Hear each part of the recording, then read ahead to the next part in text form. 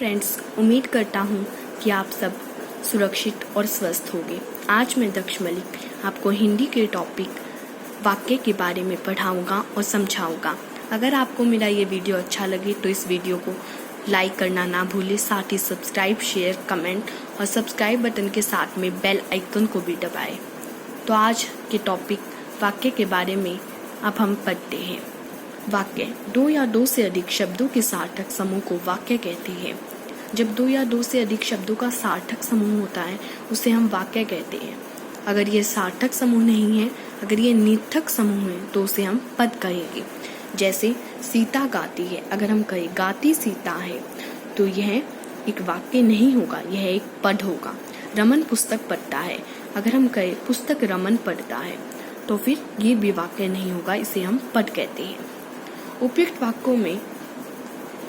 वाक्य क में सीता शब्द है, गाती है भी शब्द है, इनके मिल से वाक्य बना है सीता गाती है।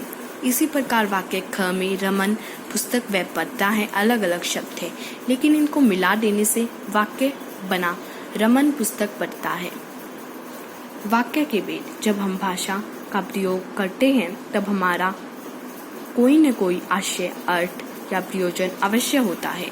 कभी हम जानकारी देना चाहते हैं, कभी कोई कार्य सिद्ध करना चाहते हैं, कभी प्रार्थना, अनुरोध या प्रश्न करते हैं। वाक्य का कोई न कोई अर्थ या मतलब होता है।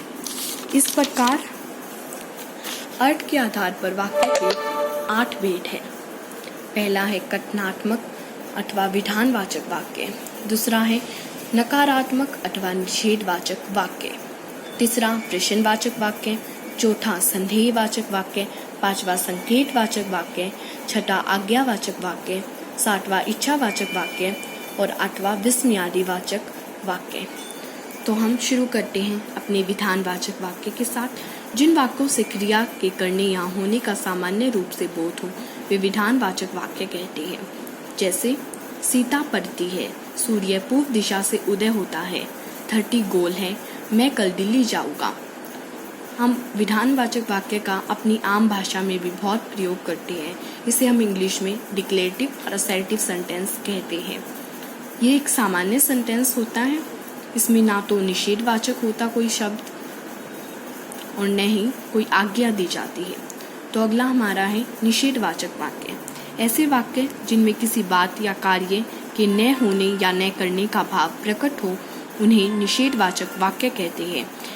इन वाक्यों में कथन का निषेध किया जाता है। सामान्यतः हिंदी में सकारात्मक वाक्यों में नहीं, नह, मत लगाकर नकारात्मक वाक्य बनाए जाते हैं। अगर हम किसी वाक्य में न, मत या फिर हम किसी चीज़ के ना होने को बताते हैं तो वो नकारात्मक वाक्य बन जाते हैं। जैसे सीता नहीं पढ़ती है, मोहन बाजार नहीं जाता है, मैं कल दिल्ली जाऊंगा, सूर्य पूर्व दिशा से अस्त नहीं होता है। उपयुक्त वाक्यों में कथन का निषेधात्मक रूप हमारे सामने आता है, अतः ये निषेधात्मक वाक्य है। जिसमें नहीं, न, मत लगाते हैं उन्हें हम नकारात्मक वाक्य कहते हैं। अगर हम सकारात्मक वाक्यों में नहीं, न, मत लगाते हैं तो वो निषेधात्मक बन जाते हैं। अगला है हमारा प्रश्नवाचक सेंटेंसेस। प्रश्नवाचक वाक्य जो वाक्य प्रश्न पूछने के लिए प्रयोग किए जाते हैं, अर्थात जिन वाक्यों में वक्ता कोई प्रश्न पूछता है उन्हें प्रश्नवाचक वाक्य कहते हैं।